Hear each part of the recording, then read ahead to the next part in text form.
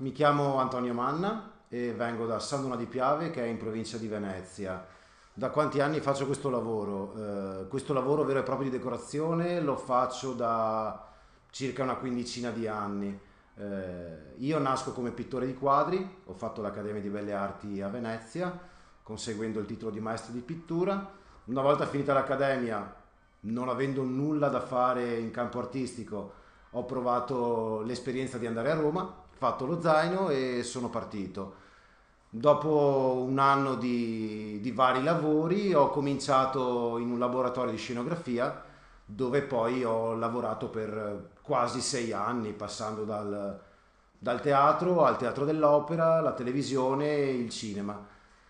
Finita l'esperienza della scenografia, sono ritornato a casa dei genitori e un giorno per sbaglio ho incontrato una persona che stava aprendo un locale e mi ha detto: ma tu fai ancora? E gli faccio sì, mentendo perché comunque non facevo più, e ho cominciato così da questo lavoro di questo locale a sperimentare, a lavorare all'interno della decorazione di interni. La maggior soddisfazione nel mio lavoro è farlo ogni giorno.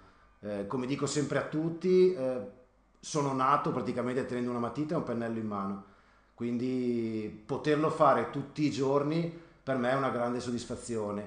Negli ultimi anni sono arrivato comunque ad ottenere un mio stile, un mio modo di fare, e la cosa bella è che le persone lo riconoscono, quindi è una grande soddisfazione. Una soddisfazione che spero di avere finché non morirò è quella di continuare a fare questo mestiere.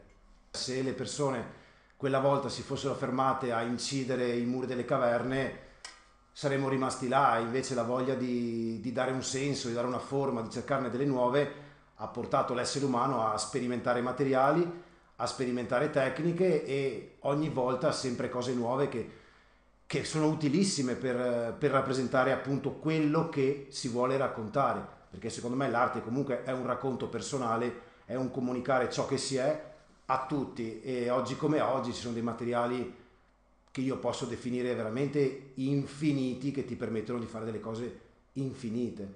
È sempre una scoperta perché è normale, parto comunque da un'idea, parto comunque da una forma, parto da un colore, però sono anche uno che lascia molto che le cose accadano, cioè mi piace che il colore e la forma mi portino a. Infatti alcune volte inizio a fare, vedo una cosa che mi piace e la lascio lì.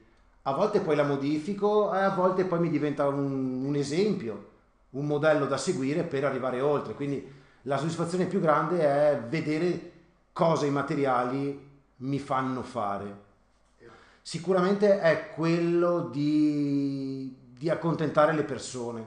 Cioè alla fine il nostro è un lavoro dove le persone devono fidarsi, perché io sono abituato comunque a presentare dei campioni di ciò che poi andrò a realizzare, però un conto è un campione, poi quando ti trovi davanti la parete è tutto diverso, quindi la difficoltà a volte è proprio quella di far capire al cliente ciò che tu vuoi andare a fare su quella parete. Poi quando vedi che gli occhi del cliente sono contenti, quella è una grande soddisfazione.